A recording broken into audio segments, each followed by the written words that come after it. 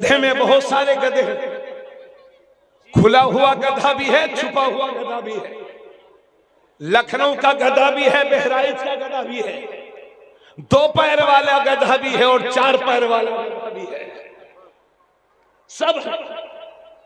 तवज्जो चाहूंगा, चूंकि इस तरह की हरकतें होती रहती हैं। अभी वो अच्छा खासा तो पहले भी नहीं था, मगर बज़ाहिर ऐसा लगता था दुनिया को। हम तो पहले ही से कहते आए थे, नाम था उसका वसीम रिजवी। उनका मिशन कुरान की 26 आयतों को हम तब्दील करा के रहेंगे, चूंकि कुरान की ये वो 26 आयतें हैं जो जिहाद पर हमें उभारती हैं। हजरात, इस तरह की सोच आज वसीम रिजवी की तनहा नहीं है। 70 की दहाई में बंगाल के हाई कोर्ट में चंदोमल चोपड़ा नाम के एक बंगाली ने बंगाल की हाई कोर्ट में एक रिट दाखिल की थी और कहा था कि कुरान की उन 26 आयतों को निकाला जाए जिसमें जिहाद का जिक्र है। तो उस वक्त बंगाल के कोर्ट ने उसकी दरखास्त को समाअत के लिए कबूल कर लिया। बंगाल के मुसलमान परेशान हो गए, हम करें तो करें क्या। तो हाई कोर्ट ने उसकी दरखास्त को समाप्त करने के लिए कबूल कर लिया है। तो उस वक्त की बंगाल की हुकूमत ने बंगाल के मुसलमानों से कहा था और पूरे हिंदुस्तान के मुसलमानों से कहा था कि ए भारत के मुसलमानों, तुम्हें इसके बारे में फिक्र करने की कोई जरूरत नहीं है। खुद बंगाल की हुकूमत मुसलमानों की तरफ से इस मुकदमे के लिए बंगाल के हाई कोर्ट में फरीक बनेगी।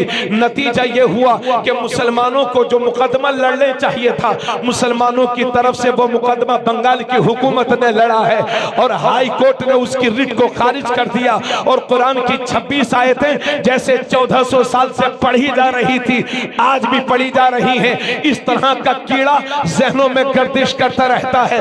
वसीम रिजवी ने सुप्रीम कोर्ट में रिट दाखिल की कि कुरान की 26 आयतों को बदला जाए, कुरान से 26 आयतें निकाली जाए। मगर जमाना शाहिद है, तारीख शाहिद है, अखबारात शाहिद हैं कि वसीम रिजवी को सुप्रीम कोर्ट से तमाचा लगाया गया है। मेरी कौम के जिम्मेदारों, मैं तुमसे यही तो कहना चाहता हूं, एहसास कमतरी का शिकार होने की जरूरत नहीं है। दुनिया के किसी कलम में ऐसी ताकत नहीं है कि कुरान का एक रुकू भी बदल सके। अरे रुकू बदलने की तो बात दूसरी है, कुरान का ना कोई जबर बदल सकता है, कुरान का ना कोई शेर बदल सकता है, कुरान का ना कोई नुक्ता बदल सकता है, कुरान का ना कोई रुकू बदल सकता है, कुरान का ना कोई जबर बदल सकता है। बल्कि जो कुरान को बदलने की कोशिश करेगा, मेरा कुरान उसे बदल देगा। दुनिया के किसी कोर्ट में यह ताकत नहीं है कि कुरान की आयत को बदल सके, क्योंकि मेरा कुरान किसी कोर्ट का मोहताज नहीं है, बल्कि दुनिया के सारे कोर्ट मेरे कुरान के मोहताज है। नारे तकबीर, नारे तकबीर। जरा हाथों को उठा के जवाब दे, नारे तकबीर, नारे रिसालत, अज़मत कुरान, मसलके आला हजरत, इश्क मोहब्बत, इश्क मोहब्बत, फैजान हुजूर मुफ्ती नानपारा, उर्से हुजूर हसीबे मिल्लत। ला तब्दील लिकलिमातिल्लाह, अल्लाह के कुरान को कोई नहीं। अरे यार थोड़ा सा बोलिए, अल्लाह के कुरान को कोई बदल सकता है? नहीं बदल सकता ना। है कौले मोहम्मद कौले खुदा, फरमान न बदला जाएगा, बदलेगा जमाना लाख मर। कुरान, इसकी इको बंद कर दो और आवाज तेज कर दो। अल्लाह फरमाता है, इन्ना नहनु नज़्ज़लना ज़िक्र व इन्ना लहू लहाफ़िज़ून। बेशक हम ही ने कुरान को नाजिल किया है और हम ही इसकी हिफाजत फरमाएंगे। इसलिए मुसलमानों, आपको इस बात की फिक्र करने की कतई जरूरत नहीं है कि कुरान को कोई तब्दील कर देगा, कुरान का कोई एक पारा कम कर देगा। और यह भी अजीब बात है, आज की तारीख में दुनिया में 1400 साल पहले की कोई जबान जिंदा है ही नहीं अलावा अरबी के। कुरान की जबान है अरबी। 1400 साल पहले की जबान कुरान की जबान। लेकिन आज भी पढ़िए तो फसाहत और बलागत का मजमूआ। माशाअल्लाह माशाअल्लाह। दुनिया हैरत में है कुरान का तोड़ लाने के लिए। दुनिया कोशिशें कर रही है कि कुरान जैसी कोई दूसरी किताब आ जाए, लेकिन मैं पूरे यकीन के साथ कहता हूं न दुनिया कोई किताब दूसरी ला सकी है और न कयामत तक कोई दूसरी किताब आ सकेगी। हमारे नबी आखिरी नबी है, हमारे रसूल आखिरी रसूल है। अब अगर कोई ये माने कि कुरान के 40 पारे थे और 10 पारे हजरत अली की बकरी खा गई थी, तो ये समझिए माज़अल्लाह बकरी ने तो कुछ नहीं खाया मगर इनकी अक्लों को बकरी खा गई। कुरान में 30 पारे थे और हैं 1400 साल से एक नुक्ते की न कमी हुई है न इजाफा हुआ। इस किताब को कोई बदल भी नहीं सकता। लेकिन हमारी कौम बड़ी जज्बाती है, तवज्जो चाहूंगा। हमारी कौम का यह हाल है। अभी एक मुल्क है स्वीडन, वहां पर कुरान के नुस्खे को नजर आतिश किया गया, मालूम है ना। वक्त ब वक्त इस तरह की हरकतें दुनिया के मुल्कों में होती, दुनिया के कई मुल्कों में होती रहती है। कभी कोई कुरान जलाता है, कभी कोई कुरान पर हमला करता है। मुसलमानों इससे मायूस होने की जरूरत नहीं है। असल में वजह यह है कि ये सारी ताकतें कुरान से हार गई हैं, मेरा कुरान जीत गया है। वाह वाह, बेशक बेशक, सुभान अल्लाह सुभान अल्लाह। इनके पास कुरान के लिए कोई जवाब नहीं है जी। कुरान अपनी पूरी शान के साथ आज भी बाकी है और सुबह कयामत तक बाकी रहेगा।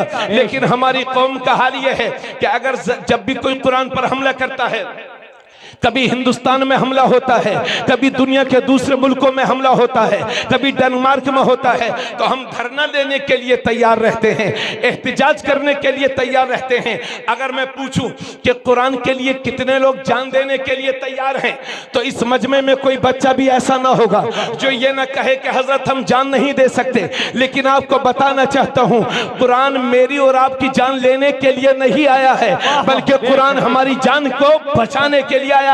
मगर हमारे जज्बात का आलम यह है कि हम बड़े जज्बाती हो जाते हैं। हम कुरान के लिए जान देंगे, हम रोडों पर उतरेंगे। चलिए मौलाना हमारी पेशवाई कीजिए, चलिए मौलाना आगे बढ़िए, आप आगे रहेंगे हम पीछे रहेंगे। बात है कुरान की, तो चलिए अपना हक मांगने के लिए सड़कों पर उतरते हैं। लेकिन मेरी कौम के जिम्मेदारों, मैं तुम्हें मशवरा देना चाहता हूं, अपने उलामा के हुक्म के बगैर आज की डेट में सड़कों पर मत उतरना, एहतिजाज करने के लिए मत उतरना। आज दुनिया हमें मजबूर कर रही है कि हम सड़कों पर उतरें, लेकिन मैं इन बातिल ताकतों को बताना चाहता हूं कि मुसलमान अब सड़कों पर नहीं उतरेगा, मुसलमान एहतिजाज के लिए नहीं उतरेगा। क्योंकि हम देख रहे हैं कि हम जब एहतिजाज करते हैं अपना हक मांगने के लिए, तो हमारे ही सीनों पर हमें गोलियां बर्दाश्त करनी पड़ती है और हमारे ही बच्चों को जेल में जाना पड़ता है। इसलिए मुसलमानों, अगला कदम हमारा यह होना चाहिए, हम एहतिजाज नहीं करेंगे, धरना नहीं देंगे। अगर कुरान के खिलाफ कोई एक जबान खुलेगी तो बदले में हम 100 जबानें कुरान पढ़ने वाली तैयार कर। नारे तकबीर, नारे तकबीर, नारे रिसालत, मसलके आला हजरत, अजमते कुरान पाक, नारे तकबीर, नारे रिसालत। बेशक, क्या बात है, वाह सुभान अल्लाह सुभान अल्लाह। आप मुझे ईमानदारी से बताइए, एक बात पूछ रहा हूं, शर्माइएगा मत, झूठों पर अल्लाह की लानत। ईमानदारी से बताइए कितने लोगों को कुरान पढ़ना आता है? सिर्फ वही लोग हाथ उठाएंगे, बस। चलिए रखिए, इस मजमे में सिर्फ 30% लोग वो होंगे जिन्हें कुरान पढ़ना आता है। और 30% वो होंगे जिन्हें बिल्कुल नहीं आता, और 40% लोग वो होंगे जिन्हें कुरान पढ़ना तो आता है। उनसे पूछो कुरान पढ़ना जानते हो भाई साहब, तो वो कहेंगे हाँ हजरत जानते तो हैं मगर कच्चा कच्चा। मतलब यह है कि जिंदगी में खुद पक गए। बेशक कुरान कच्चा, अगर कुछ कच्चा रह गया तो कुरान कुरान है। मैं पूछना चाहता हूं ए मुसलमानों, कुरान के लिए जान देने के लिए तो तैयार हैं, लेकिन कुरान पढ़ने के लिए तैयार क्यों नहीं है? वाह वाह, बेशक। अगर 70 साल की जिंदगी में कुरान न पढ़ना सीख सके तो मैं पूछना चाहता हूं क्या सीखा है आपने? बेशक। किस बात के मुसलमान हैं आप? बेशक। अभी गोश्त का रेट पूछो आपसे कि गोश्त कितने रुपए किलो है, तो बताएंगे कि हजरत वो 9 से चलता है तो इस रेट में, और मलंग शाहपुरवा तक पहुंचते पहुंचते ये रेट हो जाता है, और नानपारा तक ये रेट। गांव का रेट अलग है, शहर का रेट अलग। लेकिन पूछो कुरान में सूरे कितनी हैं तो चक्कर आने लगता है। पूछो रुकू कितने हैं तो ब्लड प्रेशर लो हो जाता है।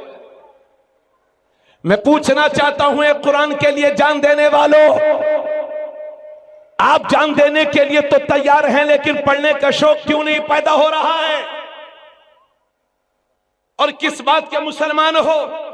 बस कुरान को तो इसलिए समझ रखा है मुसलमानों ने, दुकान न चले तो सूरह यासीन पढ़वाओ बरकतें हो जाएंगी, घर में भूत आ जाए तो 40 दिन सूरह बकरा पढ़वा लो, अब्बा का इंतकाल होने लगे तो हाफिज साहब को बुला के सूरह यासीन पढ़वाओ ताकि आसानी से रूह निकले, और जब 10वां 20वां हो तो इस साले सवाब के लिए कुरान। इसीलिए आया है कुरान।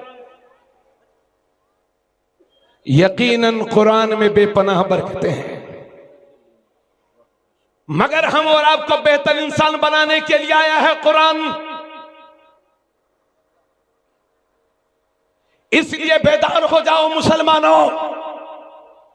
अगर आज भी हमने कुरान के हकाम पर अमल नहीं किया तो आने वाला वक्त हमारे लिए और भी ज्यादा डेंजर हो सकता है। जी बेशक। आज इतना बड़ा मजमा है, अगर आपसे पूछूं कि भाई कुरान पढ़ते हो तो कहेंगे हजरत आता नहीं है। जरा तवज्जो फरमाएं, आलम हमारा यह है कि हमारे घरों से बरकतें रूठ गई हैं। कहां से आएंगी हमारे घरों में बरकतें? कहां से आएंगी कहां से उतरेंगी हमारे घरों में रहमतें? जिन घर है नमाज से परहेज करती है,